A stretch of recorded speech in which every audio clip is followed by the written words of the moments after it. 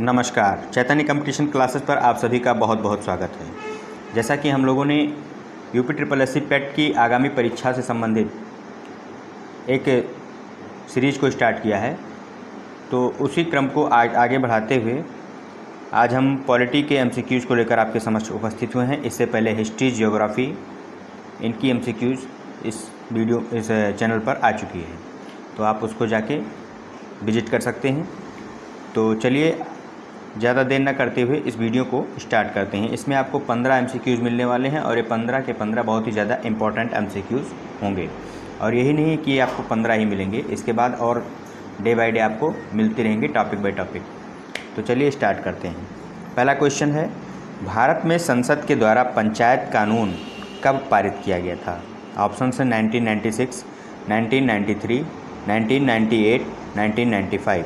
तो इसका right answer होगा ऑप्शन नंबर ए 1996। भारत में संसद के द्वारा पंचायत कानून को 1996 में पारित किया गया था। ठीक, नेक्स्ट बात करते हैं, किस संविधान संशोधन के द्वारा दिल्ली को राष्ट्रीय राजधानी क्षेत्र बनाया गया?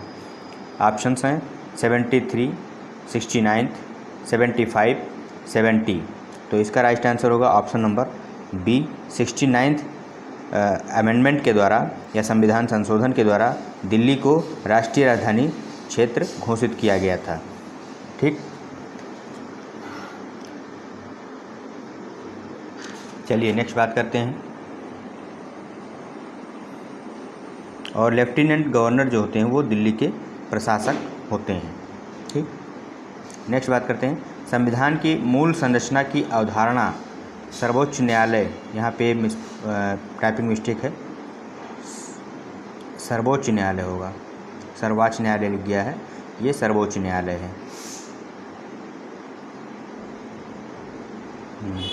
सर्वोच्च न्यायालय द्वारा किस वाद में प्रतिपादित की गई थी? संविधान की जो मूल संरचना की अवधारणा है।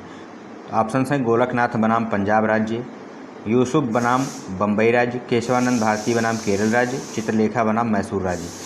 तो संविधान के मूल स्ट्रक्चर की जो अवधारणा थी उसको सर्वोच्च न्यायालय के द्वारा केशवानंद भारती बनाम केरल राज्य में 1973 में स्थापित किया गया था। ठीक, चलिए नेक्स्ट बात करते हैं, प्रथम अंतरिम सरकार राष्ट्रीय सरकार की घोषणा कब की गई थी? ऑप्शन है 24 अगस्त 1946 को, 22 अगस्त 1946 को, 25 अगस्त 1946 को, 23 अगस्त 1946 को। इसका राइट आंसर होगा ऑप्शन नंबर ए 24 अगस्त 1946 को कैबिनेट मिशन के तहत प्रथम अंतरिम राष्ट्रीय सरकार की घोषणा की गई थी। नेक्स्ट बात करते हैं, निम्नलिखित में से किसने भारत के राष्ट्रपति का पद ग्रहण करने के पूर्व उपराष्ट्रपति के पद पर कार्य नहीं किया था? मतलब कि वो भारत का राष्ट्रपति तो रहा है लेकिन उपराष्ट्रपति के पद पर उन्होंने कार्य नहीं किया है। तो ऑप्शन है नीलम संजीव रेड्डी, आर वेंकट रमन, शंकर दयाल शर्मा, जाकिर हुसैन।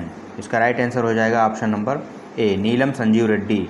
इन्होंने उपराष्ट्रपति का पद नहीं ग्रहण किया था कभी भी, लेकिन ये डायरेक्ट राष्ट्रपति के पद पर चुने गए थे। नेक्स्ट बात करते हैं, निम्नलिखित में से कौन सा एक मौलिक कर्तव्य नहीं है? ऑप्शंस हैं प्राकृतिक वातावरण की रक्षा करना एवं संवर्धन करना, राष्ट्रगान का सम्मान करना, राष्ट्रीय महत्व के स्मारकों और स्थानों की रक्षा करना, सार्वजनिक संपत्ति की सुरक्षा करना। तो इसका राइट आंसर होगा ऑप्शन नंबर सी राष्ट्रीय महत्व के स्मारकों और स्थानों की रक्षा करना। ये राज्य के मौलिक कर्तव्यों में शामिल नहीं है, बल्कि ये राज्य के नीति निर्देशक तत्वों में शामिल है, जो कि 36 से 51 तक नहीं 36 से 51 तक नहीं दिया गया, अनुच्छेद 49 के तहत दिया गया है।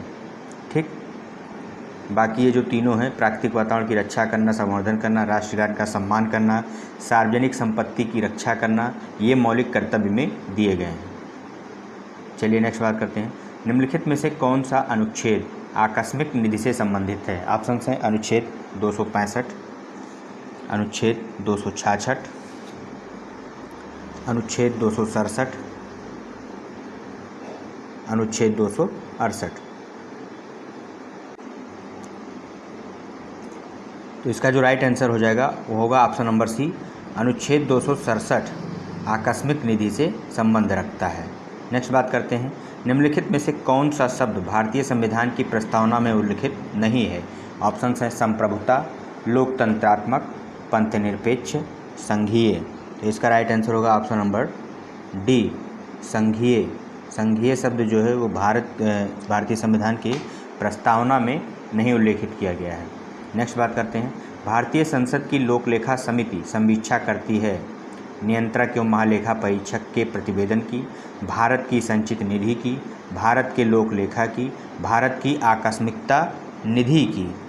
ठीक, तो इसमें से जो लोकलेखा समिति है ये किसकी समीक्षा करती है? ठीक,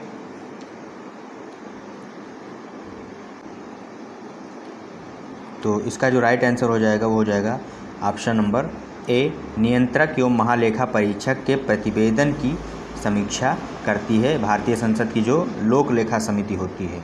ठीक, उसका जो समीक्षा करने का मतलब स्क्रूटनी करने का काम है वो लोकलेखा समिति करती है नियंत्रक एवं महालेखा परीक्षक के प्रतिवेदन की। ठीक है, इस समिति में 22 सदस्य होते हैं। जो संसद की लोकलेखा समिति होती है इसमें 22 सदस्य होते हैं। कितने? 22 मेंबर होते हैं। 22 मेंबर होते हैं। 15 आपके लोकसभा से और 7 राज्यसभा से होते हैं। ठीक, 7 राज्यसभा से होते हैं।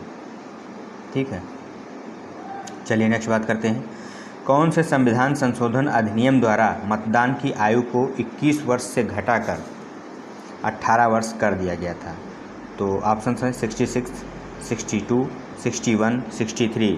तो इसका राइट आंसर होगा ऑप्शन नंबर सी, 61 अमेंडमेंट के द्वारा या संविधान संशोधन के द्वारा मतदान करने की जो आयु थी पहले 21 वर्ष थी उसको 18 वर्ष कर दिया गया था। चलिए नेक्स्ट बात करते हैं, निम्नलिखित में से कौन सा विधेयक राज्यसभा में प्रथम बार प्रस्तावित नहीं किया जा सकता है? निम्नलिखित में से कौन सा विधेयक राज्यसभा में प्रथम बार प्रस्तावित नहीं किया जा सकता है? ऑप्शन हैं साधारण विधेयक, संवैधानिक संशोधन विधेयक, राज्य पुनर्गठन विधेयक, धन विधेयक। तो इसका जो राइट आंसर होगा वो होगा ऑप्शन नंबर डी, धन विधेयक को राज्यसभा में पहली बार प्रस्तावित नहीं किया जा सकता है। मतलब सबसे पहले राज्यसभा में प्रस्तावित नहीं किया जा सकता है धन विधेयक को, इसको केवल लोकसभा में ही प्रस्तावित किया जा सकता है। ठीक, नेक्स्ट बात करते हैं, भारतीय संविधान के कौन से अनुच्छेद नागरिकता से संबंधित नहीं हैं? तो ऑप्शंस हैं अनुच्छेद 3 से 10, अनुच्छेद 4 से 11, अनुच्छेद 5 से 11, अनुच्छेद 6 से 11। ठीक, ये क्वेश्चन में थोड़ा मिस्टेक हो गया है, यहाँ पे नहीं होगा, यहाँ पे होगा भारतीय संविधान के कौन से अनुच्छेद नागरिकता से संबंधित हैं। ठीक है, टाइपिंग एरर हो गया थोड़ा सा।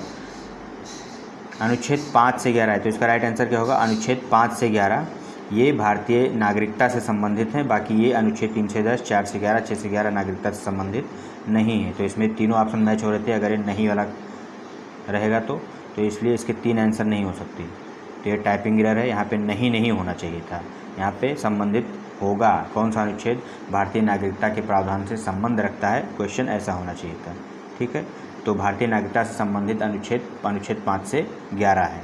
ठीक, नेक्स्ट बात करते हैं, भारत की संविधान सभा ने निम्नलिखित में से किस तिथि को राष्ट्रीय ध्वज को अपनाया? ऑप्शन हैं 22 जनवरी 1950, 24 जनवरी 1950, 22 जुलाई 1947, 22 जुलाई 1948। तो इसका राइट आंसर होगा ऑप्शन नंबर सी, 22 जुलाई 1947 को भारतीय संविधान सभा ने राष्ट्रीय ध्वज को अपनाया था। चलिए नेक्स्ट बात करते हैं, भारत में राष्ट्रीय पंचायती राज दिवस किस दिन मनाया जाता है? 26 जनवरी को, 2 अक्टूबर को, 21 अप्रैल को, 24 अप्रैल को। तो इसका राइट आंसर होगा ऑप्शन नंबर डी, 24 अप्रैल को राष्ट्रीय पंचायती राज दिवस मनाया जाता है। नेक्स्ट और इस वीडियो का लास्ट क्वेश्चन डिस्कस करते हैं, धन विधेयक भारत के संविधान के किस अनुच्छेद में परिभाषित किया गया है? धन विधेयक को भारतीय संविधान के किस अनुच्छेद में परिभाषित किया गया है? ठीक है,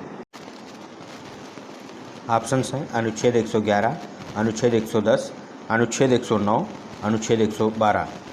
तो इसका राइट आंसर हो जाएगा ऑप्शन नंबर बी, अनुच्छेद 110। अनुच्छेद 110 भारतीय संविधान के धन विधेयक से संबंध रखता है। भारतीय संविधान में धन विधेयक को अनुच्छेद 110 के तहत डिफाइन किया गया है। तो चलिए इस वीडियो में इतना ही, मिलते हैं नेक्स्ट वीडियो में, तब तक के लिए धन्यवाद।